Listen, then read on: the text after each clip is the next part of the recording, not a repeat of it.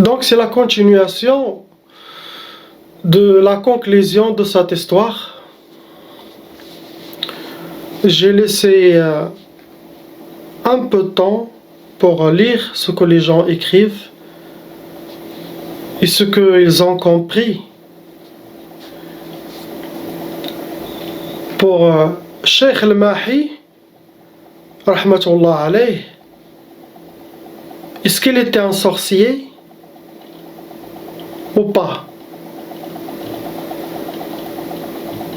D'après mon expérience, ce que j'ai compris, que je ne pense pas qu'il était un sorcier.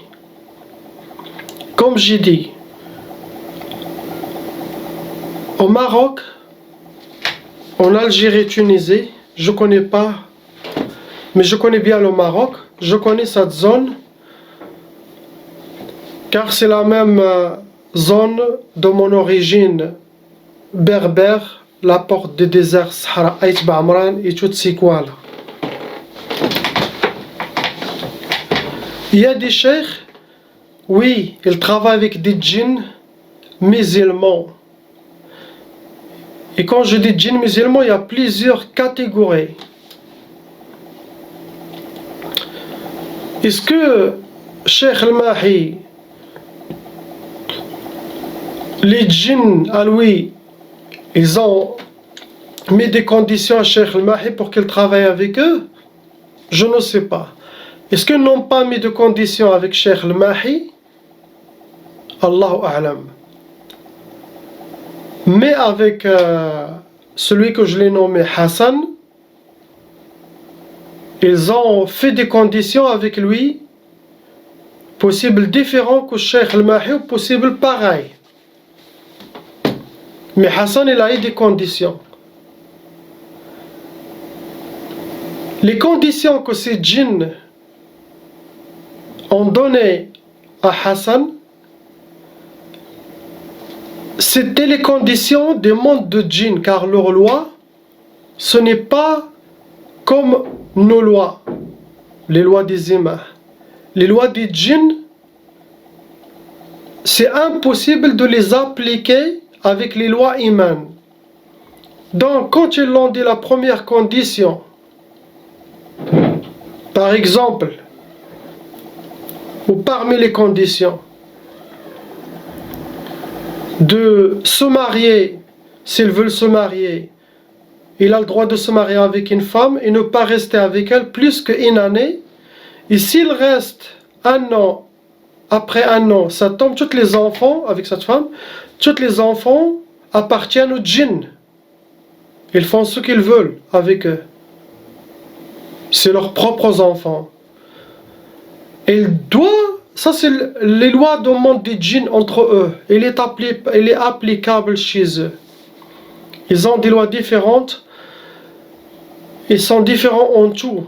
Ils ne sont pas comme nous. Donc Hassan, lui, il devait bien connaître notre loi des humains et les lois des djinns et parler avec eux. Il doit le dire, on est tous des musulmans. Ça va être une très grande erreur si j'applique cette condition. Car de se marier avec plusieurs femmes, chacune une année, il a divorcé, je serai jugé devant Allah. Et mes enfants qui vont appartenir à vous après une année, si je reste avec une de eux,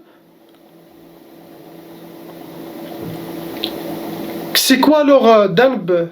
C'est quoi leur faute?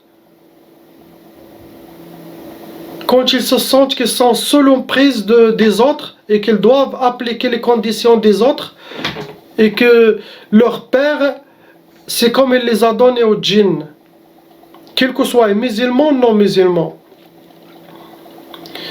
Il doit dire que ça c'est haram dans notre religion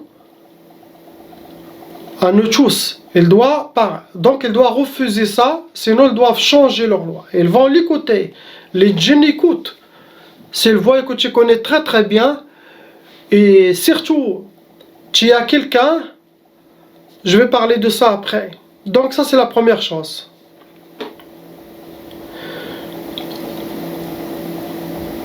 Il y a plusieurs catégories de djinns. Il y en a qui donnent les conditions avec vous. Il y en a qui ne donnent pas de conditions. Ceux qui donnent la condition avec vous,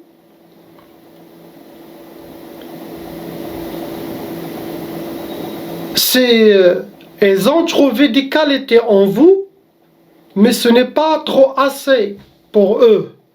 Donc ils appliquent leurs conditions. Donc il y en a beaucoup qui tombent dans ces conditions sans bien expliquer la religion, que c'est haram, non, ça c'est la loi de votre monde, et ça c'est la loi de notre monde, vous ne pouvez pas appliquer cette loi sur moi. Donc il faut qu'on trouve un accord. Ça veut dire pas que travailler avec les djinns c'est haram, non, ça n'a rien à voir. Sayyidina Muhammad sallallahu alayhi wa sallam, il a été envoyé pour les humains et pour les djinns. Et celui qui dit la ilaha illallah Muhammad Rasulullah, ah c'est votre frère, tu peux demander de l'aide. Et eux aussi ils demandent notre aide. Ne croyez pas qu'il n'y a que les humains qui demandent l'aide de djinns. Les djinns aussi ils ont besoin de nous. Mais j'ai dit, cela dépend de vous. Vous êtes qui? Donc ça c'est parmi les choses. Je vous donne un exemple. La prière des djinns, ce n'est pas comme notre prière à nous. S'ils prennent une physique humaine, ils peuvent prier comme nous. Mais il y en a une catégorie de djinns qui leur corps, leur physique, ce n'est pas comme les humains. Ils ont un corps de oiseau, un corps de serpent, ils ont un corps des animaux, ils ont un corps de buffle, de buffalo, de tigre ou de lion. Comment il va faire raka'a? Comment il va faire sujoud? Comment il va faire tahiyatullah? Comment il va s'asseoir pour faire tahiyatullah? C'est différent. C'est presque impossible. Donc ils ont une prière que Sayyidina Rasulullah sallallahu alayhi wa sallam les a enseignée qui est souhaitable, adaptée pour leur corps. Le wudu aussi, les ablutions. Comment un buffle ou un serpent va faire Bismillah ar-Rahman ar-Rahim, hein? Les mains, la bouche, le nez, le visage, les pieds, comment il va faire? Ou un buffle, un taureau, ou un crocodile, comment il va faire? Donc il a un wudu différent. Il a un jeûne différent. Il a le hajj différent. J'espère que vous m'avez compris, car il y en a des gens qui ne comprennent pas des fois ce que je dis, malgré que c'est facile. Je sais que ma langue française n'est pas à 300%, mais le plus important, c'est que mon message, je réussis à passer le message.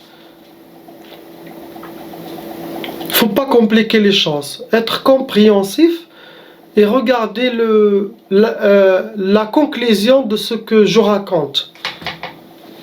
Et être ouvert, pas trop shirk, kufr, haram, bid'a. Non, vous n'allez pas rien comprendre dans la religion. Car il y en a une sagesse derrière toutes les choses cachées. Subhanallah.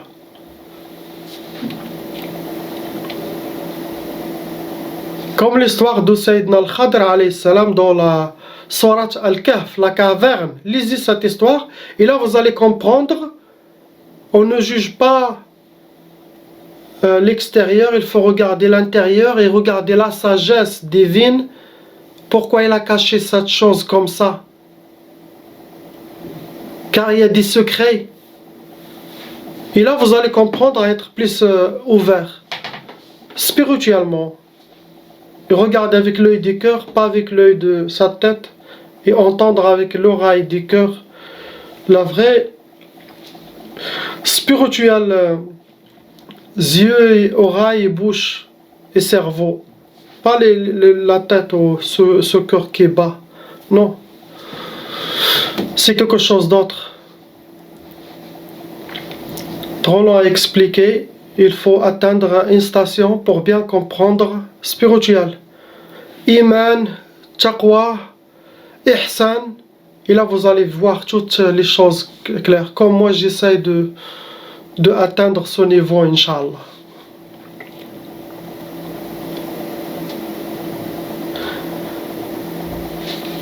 Donc, il doit montrer aux djinns notre loi. Et eux, ils nous montrent notre loi. On dit ça, c'est applicable pour les deux, djinn et humain. Et ça, c'est non, impossible. Je ne peux pas le dire, viens faire le wudu comme moi et faire la prière, ruku', sujoud, salam, salam, sinon votre prière elle est fausse ou c'est haram ce que tu fais. Non, non, tu ne vas pas dire ça. Il y a des animaux musulmans, toi tu ne le vois pas. Ils appliquent tout ce que Allah il a mis comme loi divine, comme charia pour eux, ils les appliquent à 100%. Subhanallah. Donc, quand je dis musulman, ça veut dire qu'il applique les enseignements divins. Le mouton, la permission sur sa terre pour lui, qu'il mange les herbes et que ses yeux regardent toujours en bas. Il est fait pour ça. Après, elle va être égorgée, elle ne va même pas sentir cette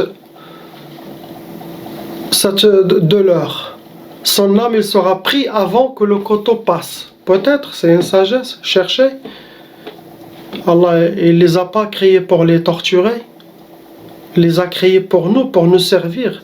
Donc les moutons appliquent toute la charia d'Allah. On dit, sa religion, c'est l'islam. Il est musulman, il est obéissant à Allah, il est musulman. Peut-être sa religion elle s'appelle quelque chose d'autre, mais je parle de la loi divine. Il applique ce que Allah les a dit à faire, il les applique. Donc Cheikh al-Mahi, je crois qu'il comprenait très très bien ça. Et il a travaillé avec les djinns musulmans. Il a fait beaucoup de bien dans sa vie, car il chassait tous ceux qui veulent faire le haram, il les chasse directement. Et sa mort, elle était une mort, bismillah, masha'Allah. Sa janaza, il était plein de rahma et les gens, ils ont remarqué. Et les gens, là, ils visitaient. Celui que j'ai nommé Hassan, il a eu des erreurs. Lui et ses propres djinns. D'abord, parmi les conditions, travailler avec les djinns, qu'ils vérifient et qu'il le montre si quelqu'un il est menteur, si quelqu'un il veut quelque chose de haram ou pas. Ça, ou il n'était pas présent ce jour-là, ou les djinns ils ont écouté, Hassan il a donné l'accord, il a fait son travail pour amener cette femme et les djinns ils ont appliqué.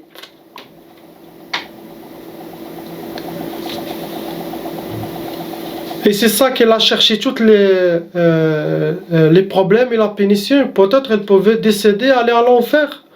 Peut-être elle restera dans l'enfer pour quelque temps et après il sera pardonné, jeté au paradis ou rester à l'éternel. Allahu a'lam. Car il y a des gens qui vont être jetés dans l'enfer et après pardonnés avec la grâce d'Allah.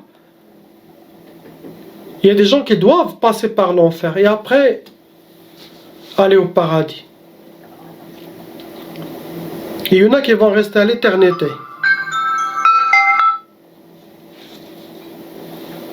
Subhanallah. C'est ça l'erreur que Hassan a fait, c'est ça l'erreur que ses propres djinns ont fait. Donc, subhanallah.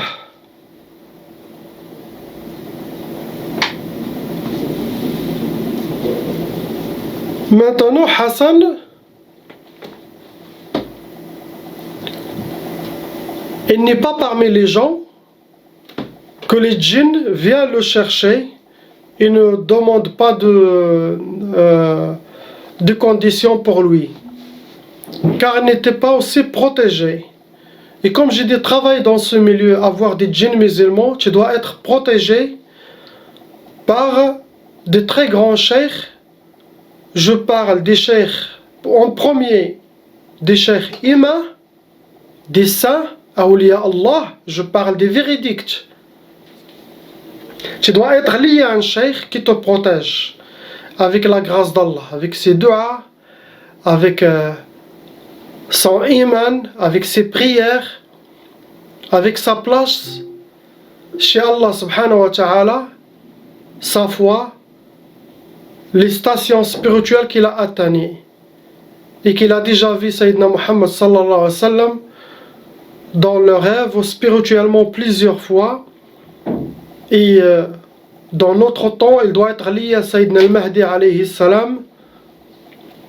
Et parmi les gens d'Allah, parmi les gens de al-Mahdi alayhi salam, parmi les compagnons de Sayyidina al-Mahdi alayhi salam, que je vais parler dans un autre vidéo, al-Mahdi et ses compagnons et ses khalifes sur terre, et que Sayyidina al-Mahdi il est déjà là, il attend que la permission pour sortir pour le Malhama al-Kubra, car on est dans la fin des temps et la mèche pour le Malhama al-Kubra que Sayyidina Rasul a déjà parlé dans plusieurs hadiths a déjà commencé, car les terres saintes elles ont été déjà touchées. Et la dernière c'était Sham Sharif, c'était la Syrie et tout ça. Ça c'est un autre sujet. Et que cette personne que le djinn vient chercher, il doit avoir quelque chose de spirituel très très fort. Ou il est parmi les gens de Al-Mahdi alayhi salam, les gens de Sayyidina Isa alayhi salam, Jésus, qui va atteindre l'époque de Sayyidina Al-Mahdi et qui va atteindre l'époque de Sayyidina Isa et qui va travailler avec eux, Inch'Allah, parmi les gens les plus proches, les gens d'Allah. Donc ceux-là, les djinns, ils n'ont aucune condition avec eux. Il y aura une autre catégorie de djinns, que eux-mêmes, ils sont liés à ces cheikhs, ils sont liés à Sayyidina al-Mahdi. Ceux-là, c'est les top des djinns. Qu'ils dépassent le Qamariyon, qui dépassent, je ne veux pas dire quelle catégorie. Ils peuvent aussi être parmi les catégories, toutes les catégories.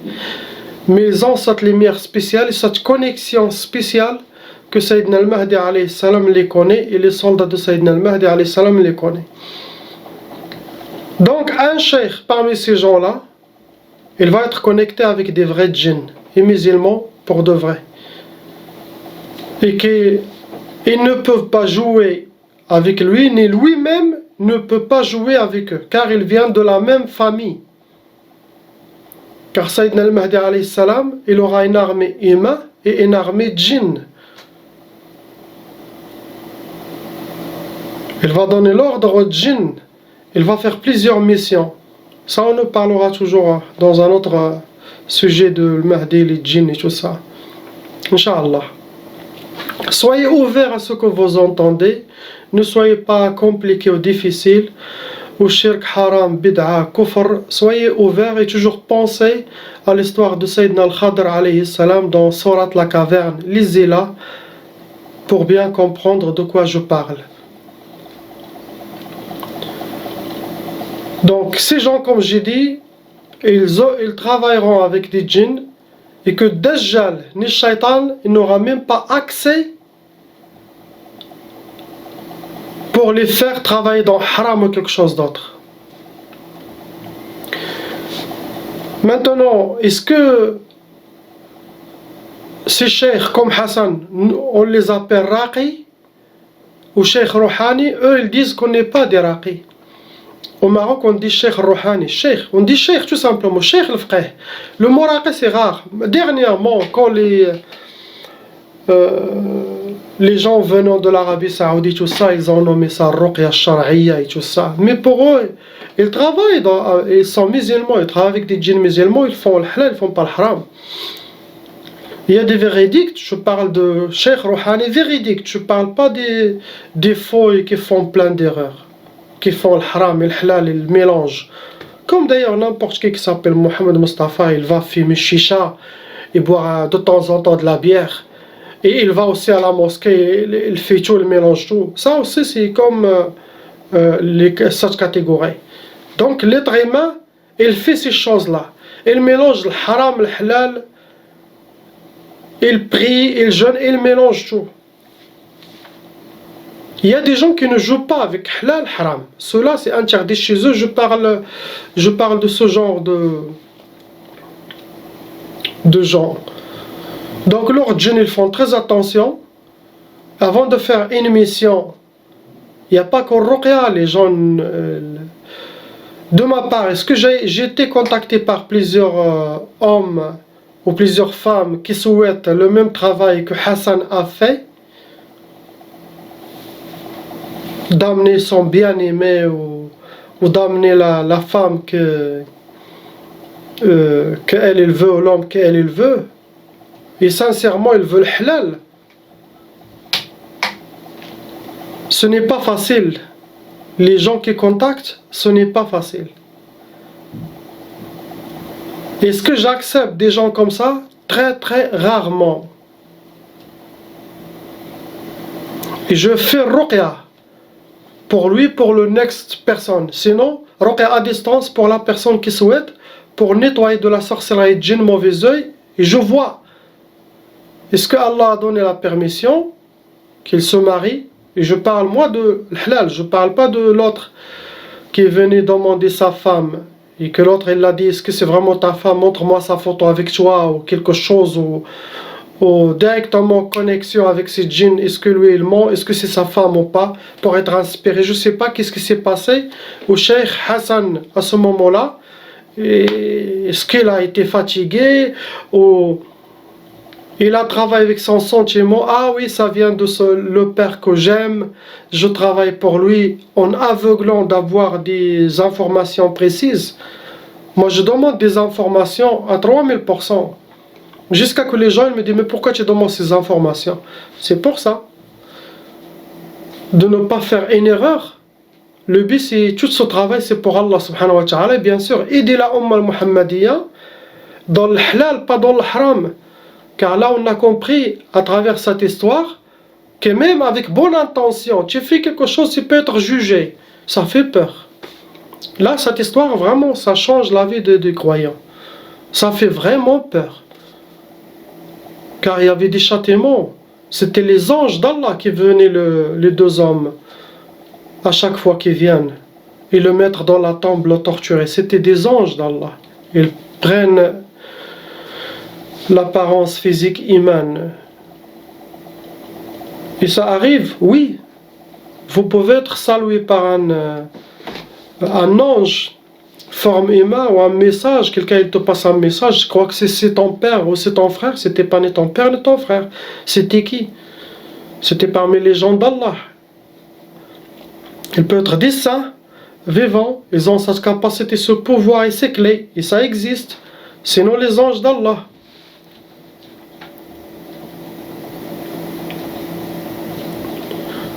Subhanallah.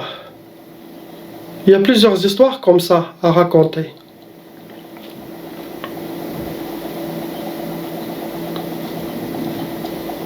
Donc Allah pardonne tout le monde, nous pardonne tous, nous ouvre toutes les portes, de faire très très attention. Cette histoire c'était beaucoup plus pour les raqis, pour les cheikhs rouhani aussi, qui travaillent dans ce milieu, et surtout pour ceux qui travaillent avec des djinns musulmans. On ne parle pas de ceux qui travaillent avec les shayatans. Celui qui travaille avec les shayatans, c'est un shaytan. Ça, c'est un sorcier shaytan. Donc, Hassan, est-ce qu'il a été un sheikh? Est-ce qu'il a été un sorcier? D'après ce qu'il raconte, lui n'était pas sorcier, et lui, c'était cheikh rouhani. Il ne fait pas le haram, d'après lui, jusqu'à cette histoire. Cette histoire. Qu'il a fait la plus grosse erreur et qu'il a failli finir mort et jugé.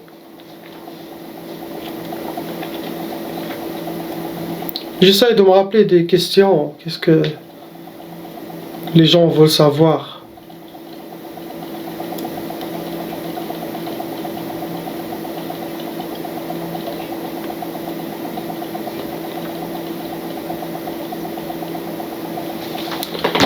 Donc comme j'ai dit, il y a plusieurs lois du monde des djinns et monde humain, et que ce sont différents, et que nos lois ne peuvent pas être appliquées pour eux, et leurs lois ne peuvent pas être appliquées pour nous. Ni dans le mariage, ni dans leur jugement, les châtiments. Leur châtiment, c'est plus... leur présence, c'est plus dur que nos présents. Leur torture, c'est plus que nos tortures. Ils ont une force, une capacité différente que nous. Leur nourriture aussi différente. Tout est différent.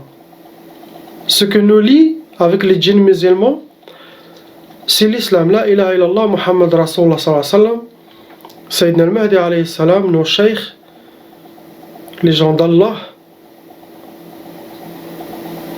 et Sayyidina Muhammad sallallahu alayhi wa sallam, et Allah Jalla Jalaluh. Et la sunna de Sayyidina Muhammad sallallahu alayhi wa sallam. On est sunni maliki.